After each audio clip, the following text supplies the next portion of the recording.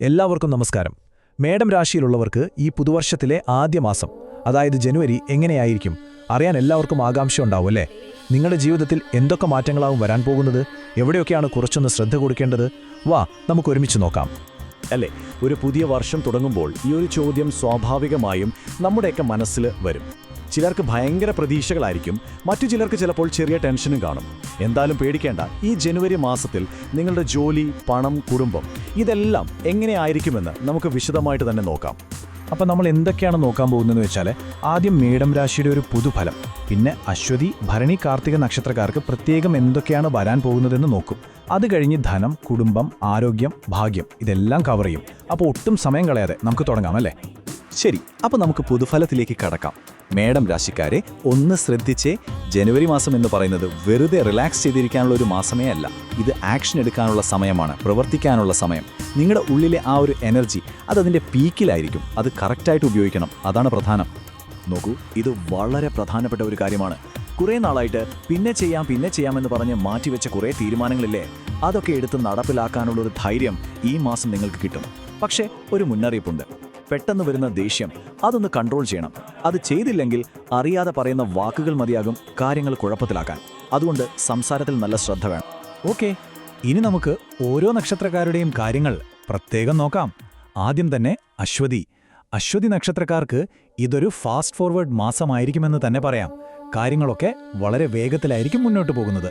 ഒന്നിനും കാത്തു നിൽക്കാൻ ചിലപ്പോൾ സമയം കിട്ടില്ല. അപ്പോൾ റെഡിയായിരുന്നോളൂ.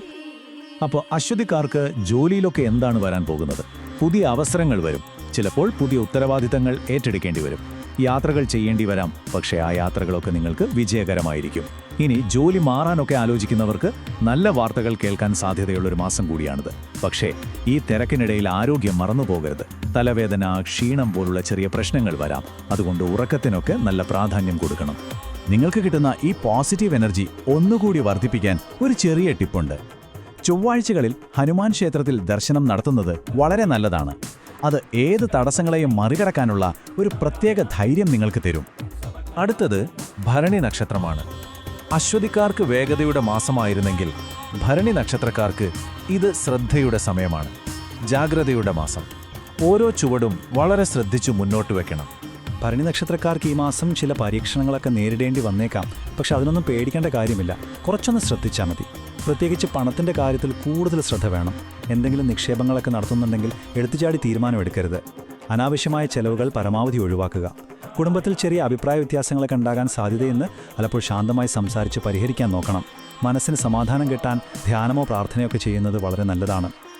ഈ ബുദ്ധിമുട്ടുകളൊക്കെ കുറയ്ക്കാൻ വളരെ എളുപ്പമുള്ളൊരു വഴിയുണ്ട്. എല്ലാ വെള്ളിയാഴ്ചയും വൈകുന്നേരം വീട്ടിലൊരു വിളക്ക് കത്തിക്കുന്നത് നല്ല ഫലങ്ങൾ തരും.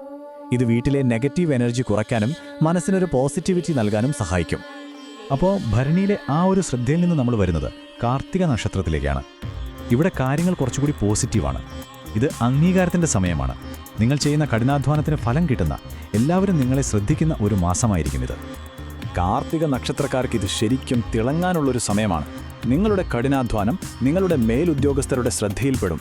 അവരുടെ ഭാഗത്തു നിന്ന് നല്ല സപ്പോർട്ടുണ്ടാകും. ചിലപ്പോൾ ഒരു പ്രൊമോഷൻ വരെ പ്രതീക്ഷിക്കാം. പക്ഷേ ഇവിടെ ഒരു ചെറിയ പ്രശ്നമുണ്ട്.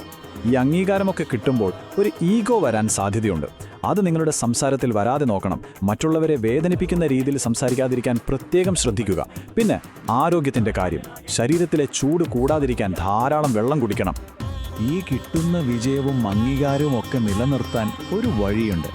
എല്ലാ ദിവസവും രാവിലെ സൂര്യന് അർഘ്യം കൊടുക്കുന്നതൊരു ശീലമാക്കുക.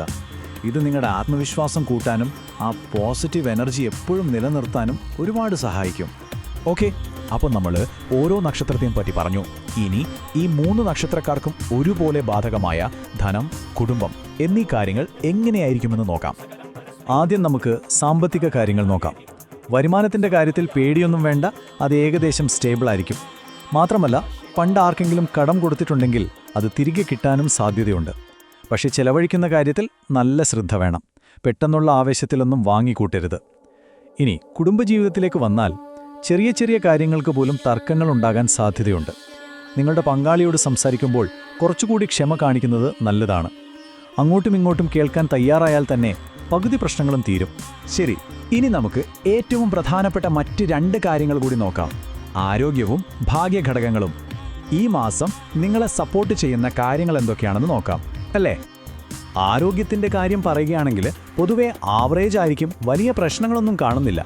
എന്നാലും ഈ മാസം നിങ്ങൾക്ക് നല്ല എനർജി ആവശ്യമുള്ളതുകൊണ്ട് ഭക്ഷണത്തിലും ചെറിയ വ്യായാമത്തിലുമൊക്കെ ഒന്ന് ശ്രദ്ധിക്കുന്നത് വളരെ നല്ലതാണ്.